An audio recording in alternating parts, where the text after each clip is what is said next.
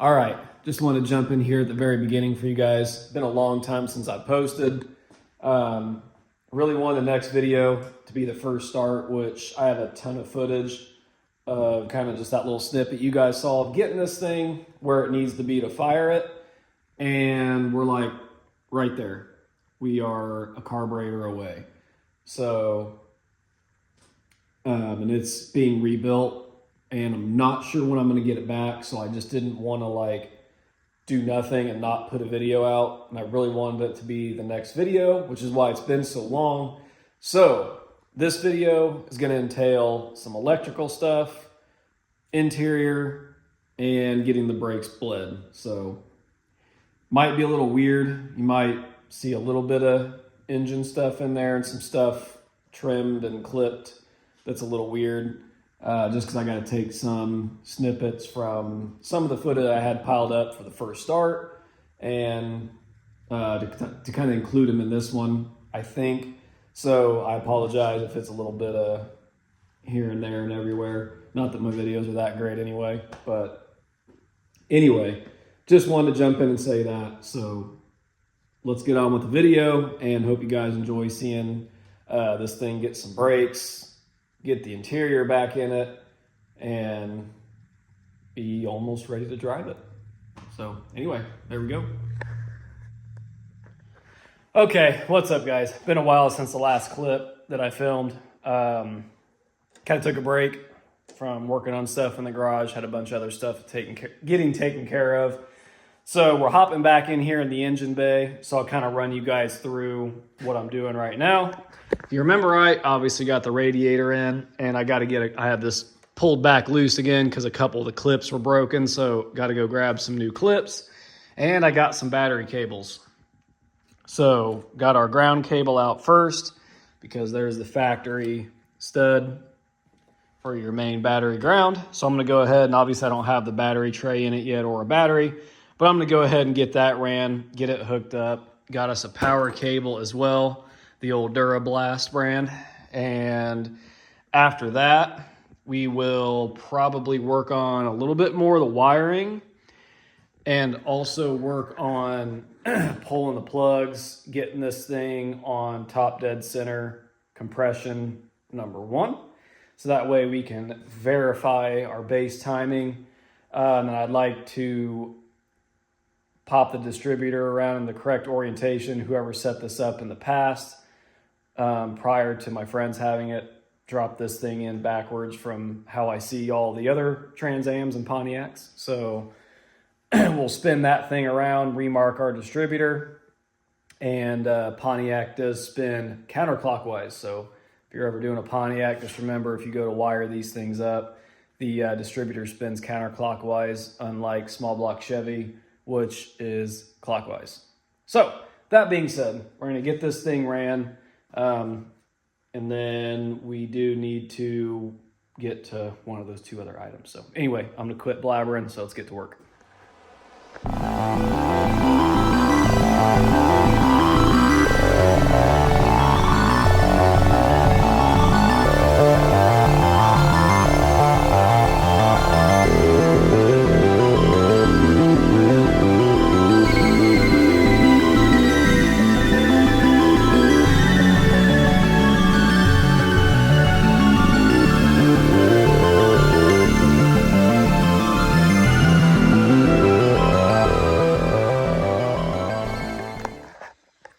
Okay, as you can tell, I got a little bit of rust down there in the core support where the battery tray mounts, which not too big a deal. I'm not too concerned about that right now. That can be a future fix, but one of the holes is still good. So I'm missing the correct clips, which will mount, one will mount there, and then the other 2 mount on the side here, and then the bolts come in through the fender well.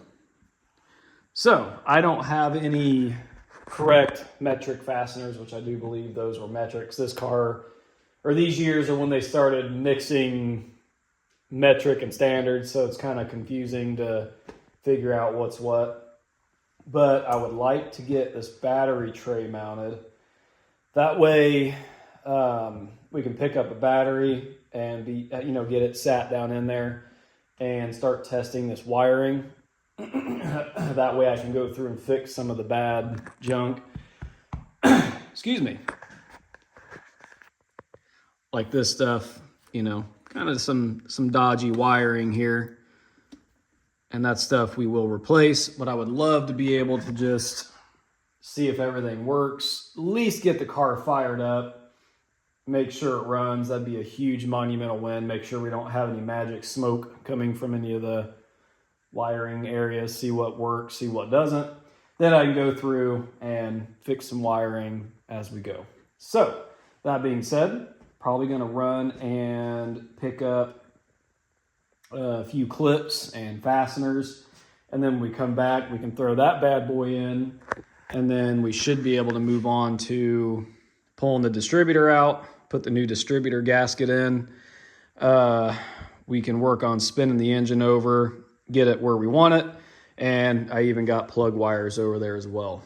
So that being said, I'll go pick some of that stuff up, and then also, I didn't show you guys, but I got the belts test fitted. These are the old belts that come off the 301. Nothing's tight right now, as you can tell, because the belts are just loose, but they fit. So I can at least cross-reference these part numbers or measure them and know I can get the right belts. So anyway, I'm gonna go pick some of that crap up so we can get back and install that.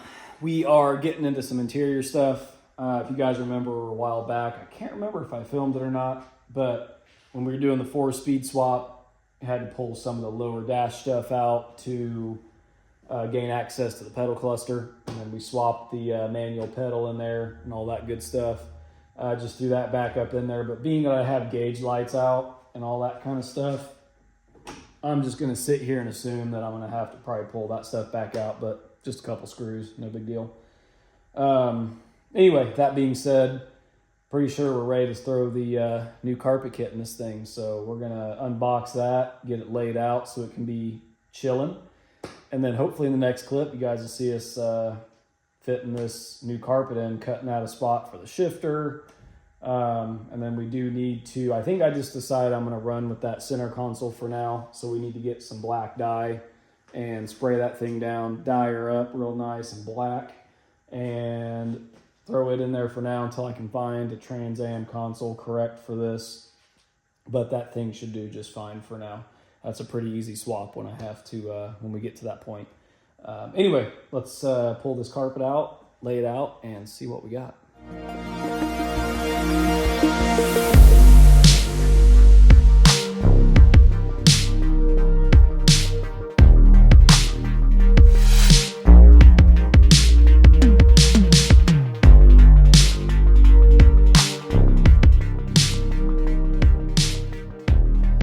All right, as you can see, got it unboxed. I'm gonna lay it out. Not that it's gonna do a whole lot. It's best to do this in the summertime when you got some sun and you can lay these things out, kind of help get the wrinkles out.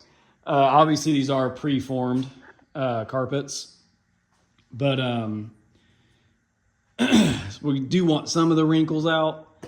I'll probably use a heat gun when it's time, but I run out of time tonight. It's getting late. And I am dead tired from doing body work at the shop, but we at least got this thing out where it can kind of be chilling. And then the goal is to probably get the seat bolts out, kind of thread those into their holes. That way it's easier to find them when that time comes. And that way it kind of makes them easier to mark, and I can show you guys the way I go about marking that stuff and to get my nice clean holes. Same with the seat belt holes. And then we'll make a hole for the shifter, cut out a nice spot for that. And then obviously we'll want to cut the spots open where the console mounts, so it's easy to screw those in as well.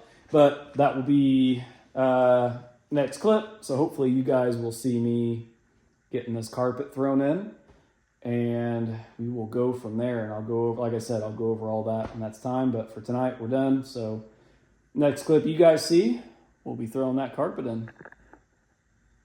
Next day, and we're out here getting going on the carpet. As you can tell, I got the seatbelt stuff out, and a little trick that I am going to do is I like to thread the bolts back in, all 4 seat bolts on each side, outer shoulder belt mount, hole there. The only reason I'll have that one threaded in is because this bad boy is stuck.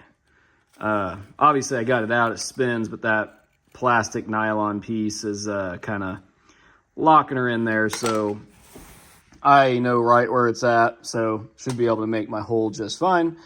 But what we're going to do is basically be able to lay this carpet in here. I'm going to start on probably the driver's side, get it where I want it to lay, and then as I bring it this way, we'll lay it over the shifter, probably slit us a nice hole, get it drop down over the top, and then as it's laying down, we'll be able to feel where our bolts are at.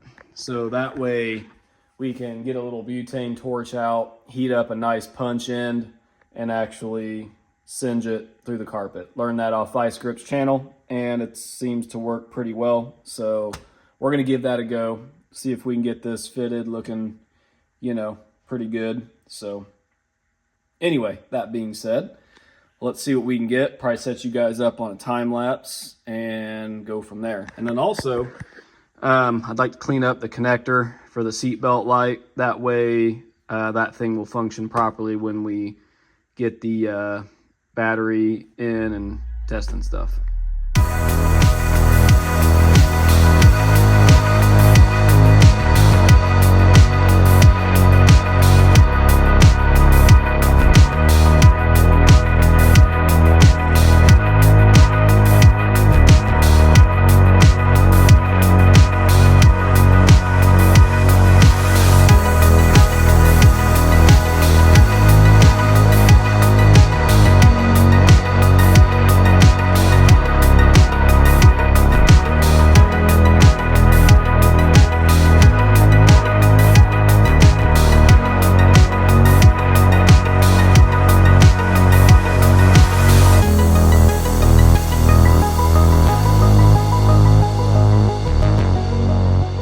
As you can see in the video, I ended up starting on the passenger side.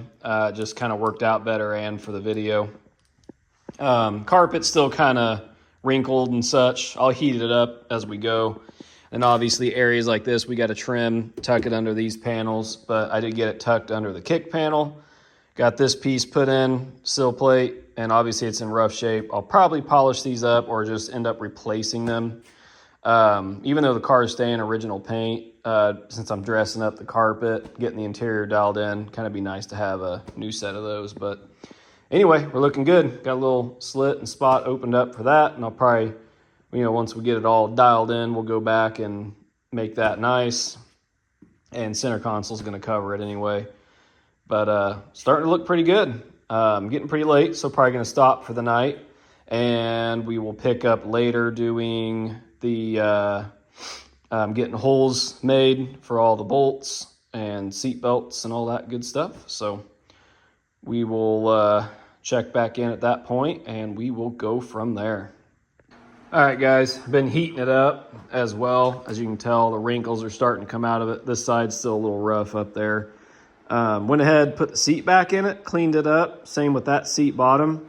So like I said, I started at that side over there and got it sitting where I want it, minus some of the wrinkling.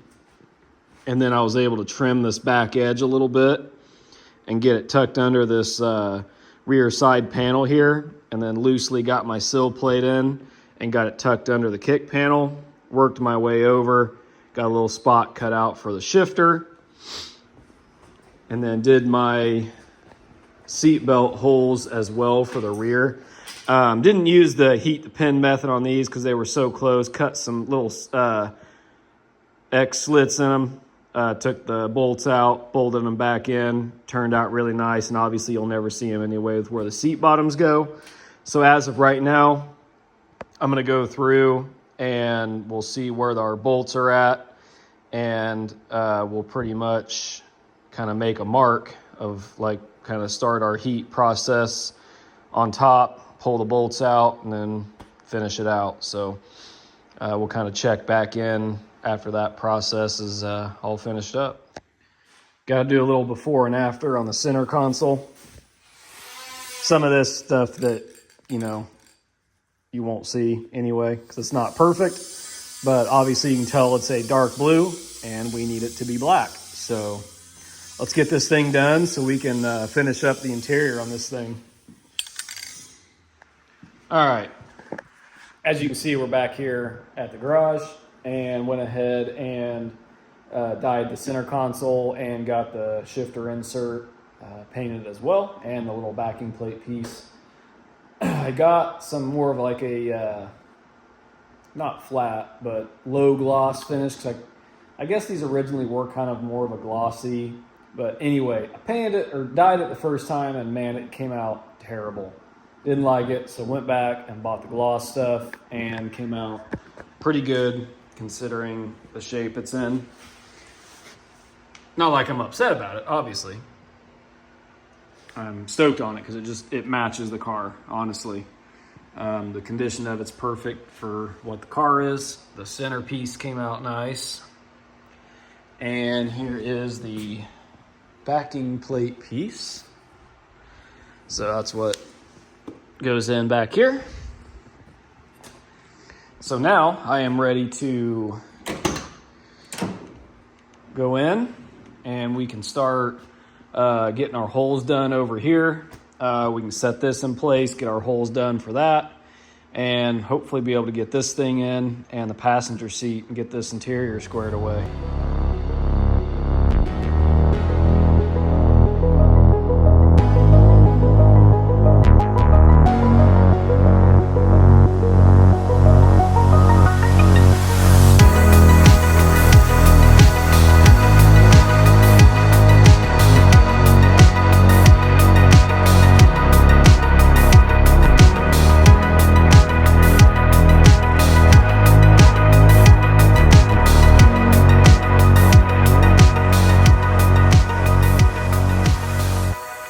Okay, just finished up that time lapse, getting the center console mounted. So I went ahead and tossed the glove box lid back in it.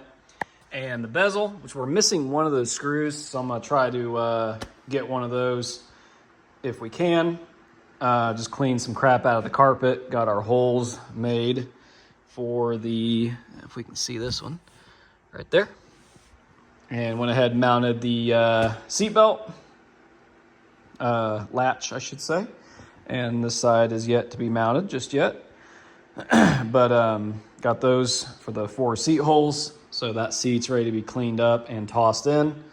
So we are pretty much tidying up the interior. Probably set you guys up here and get the seat tossed in. And if I don't, we'll pick up after that. I'm sure you've seen enough time lapses already. But anyway, we'll go ahead and finish this up. And we will go from there. Okay, didn't end up setting up a time lapse, so went ahead and finished this thing out. So let's check this thing out with a complete interior since the first time we got it and pulled it apart when it was all old and gross. And now, obviously, it is a 4-speed car, so here we go.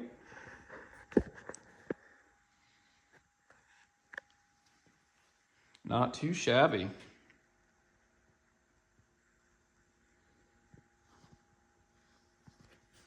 And I'll eventually get new sill plates.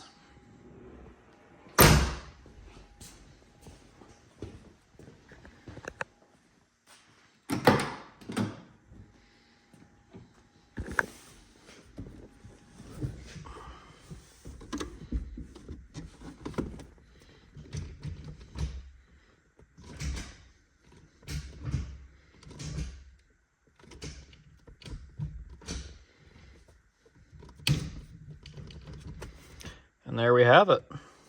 Got us a 4-speed car. Complete interior. And we will eventually pull the dash out of this thing. And I think I'm going to have to get a new circuit board on the back. None of the lights work. Well, 2 lights work. That's it. And I want that stuff to all work. But that'll obviously be in the future. Because our first goal is to get this thing running and driving and stopping to where the car is at least usable. So far, headlights, taillights, and everything work. Don't know about the brake lights because we haven't bled the brakes yet. So we will probably go ahead and do the brakes in this video, and I already have a video going of everything up until the point of where we're at with the engine to get the thing fired up. So you'll see a video on that. This next video will be interior and probably getting the brakes bled. And after that, as long as the brakes bleed out, get the carb on this thing, get it fired up, get the timing set, coolant in it, you know, all that good stuff. She ought to be a runner and a driver, and then we can, you know, start tinkering with it from here on out. You know, like getting the wipers working, getting the gauge cluster lights and all those things working. Some of like the door jamb switches, get the kick panel lights working. One of them works every once in a while. But anyway, yeah, so we're done there. Now let's move on to bleeding these brakes. So we'll get the car jacked up, get it on jack stands, and get fluid in this thing. We'll bench bleed the master cylinder on the car, and then obviously we'll hook lines up and start bleeding brakes. Okay guys, ready to get this thing up in the air and bleed the brakes. But before we do that, I had forgot. You guys noticed in the last clip, there's just some rusty bolts in the nasty feet of the seat down there, and I forgot to put the plastic covers on. So both of those are on.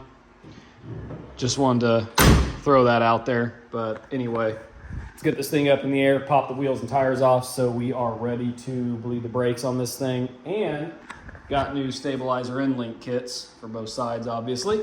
And we'll do those while it's up in the air when we're doing the brakes. And then once we get that carb back, should be on. Let's just hope and pray we don't have any issues with these brakes, because something I used to never have issues with, but my gosh, seems like every set of brakes I do nowadays, I have issues. So let's just hope there's no problems. So anyway, let's get this thing in the air and get it prepped and ready. Well, as per my luck, my time lapse fell, but got the car up on jack stands.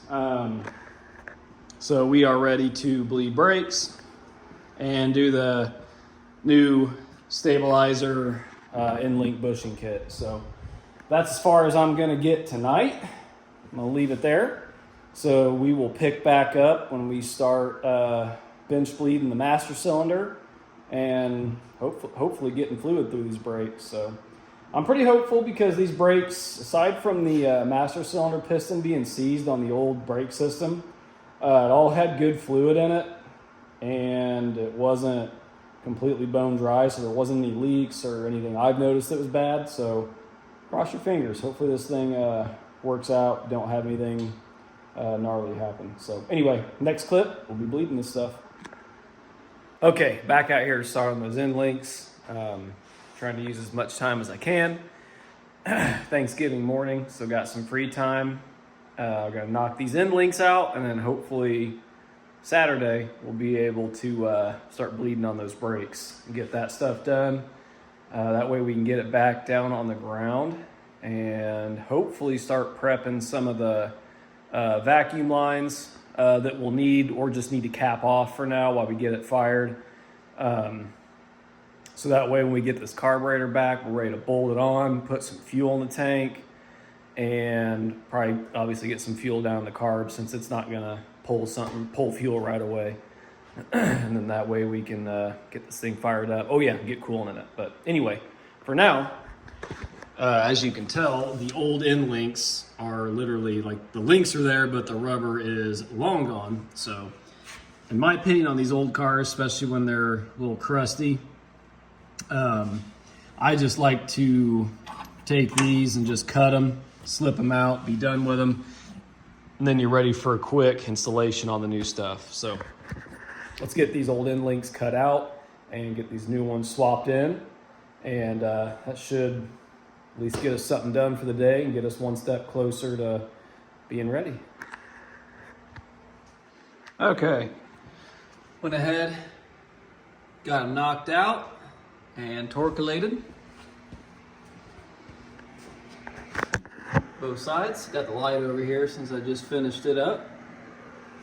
So got these in stock at O'Reilly, made in the USA. Nice stuff.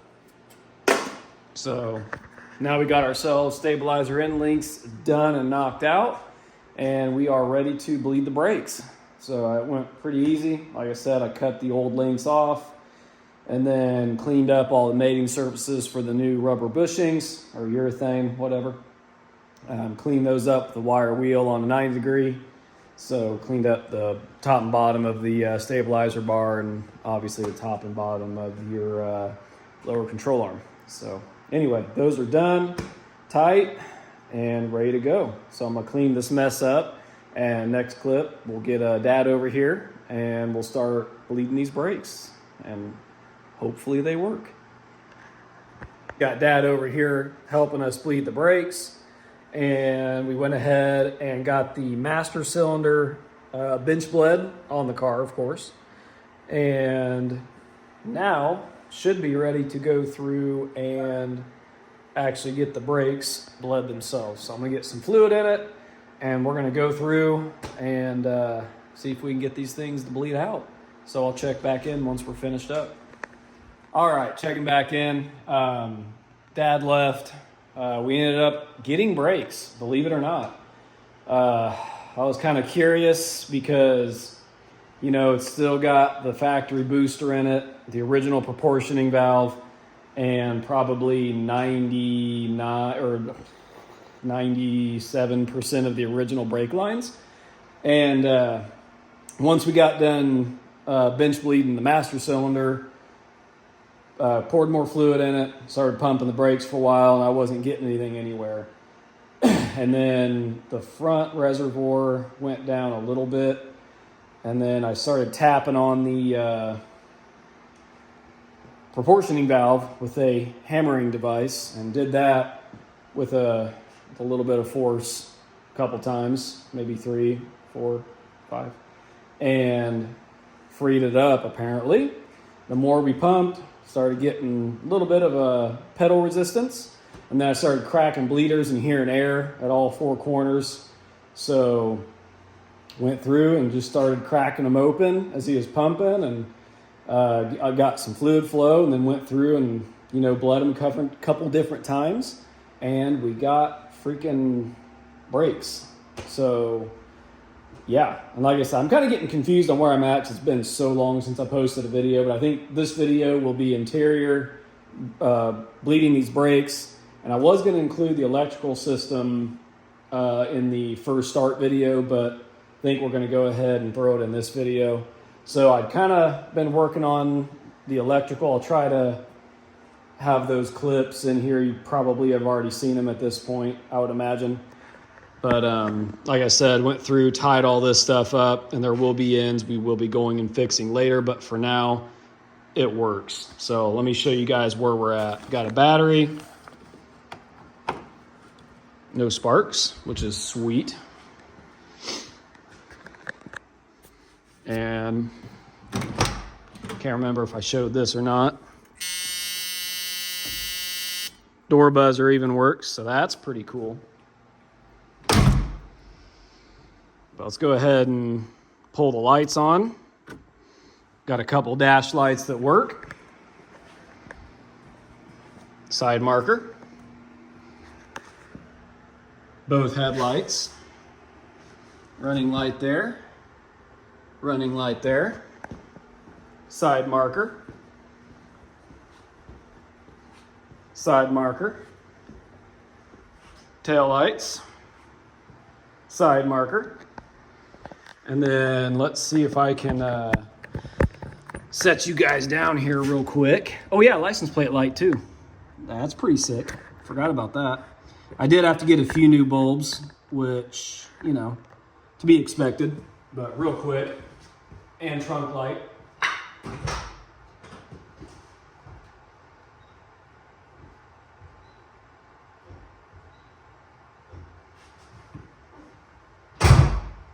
And brake lights. So literally everything works. Obviously the dash itself, we are gonna have to pull it out and get a new circuit board. These cars are just bad about moisture when they sit for, I mean, this thing sat for Don't think it's sat a full 30 years, but it's at least been 25 years that this car sat.